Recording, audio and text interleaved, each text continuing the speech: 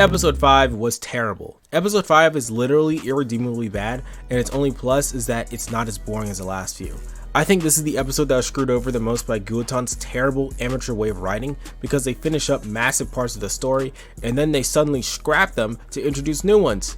2 weeks ago on their community post, they said that episode 5 was 80% complete, but they scrapped an entire 9-minute sequence to add in new storylines. And if you look further back, you see a lot was finished and then scrapped, like Lima putting her hand out for Lorna to help her up, or Dan preparing his gun in a creepy area. This is true for every episode, as we can even see further back an unused animation of Luke stabbing something. From this, we can understand that Guotan has specific visions for what they want to do in episodes, but then they scrap it because they just can't stop themselves from adding something that seems new and cooler than what they were already doing. And this creates sloppy, half-baked plots because we see their plot ideas and even character designs morph through community posts. In episode 5, we follow Pukasi instead of Dam and Lima, and I've already criticized his main arc in the character analysis section, but when we step back and take a larger look at episode 5, we realize that it's completely pointless and damages the world further.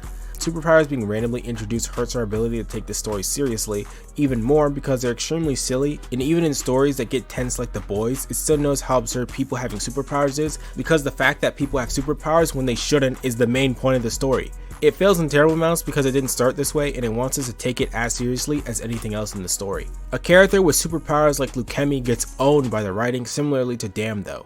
He has a camera that allows him to alter the state of physical objects just by tapping a screen, like for example unlocking the lock to Pukasi's door. He's important for Pukasi being exposed, but for many reasons, things he does generally makes no sense because he never uses his power when it matters. He tries by hand to untie the rope around Pukasi's sister, no camera. Then he gets attacked by Pukasi holding a metal bat, again no camera when he could have just used his ability to displace the bat. And what damages his point in Pukasi's arc is the fact that this is after a 75-day time skip where Pukasi has presumably kept his sister kidnapped for all this time, and Leukemia has already gotten a ton of photos of this happening. If we ignore the fact that Leukemia looks like he's enjoying it when he takes photos of Pukasi abusing his sister, wouldn't it have made more sense for him for any of those 74 days to show the mountain of evidence to the other animals without Pukasi even knowing? Other characters like Pukasi's sister or Lungus aren't shown often enough for me to really care about them.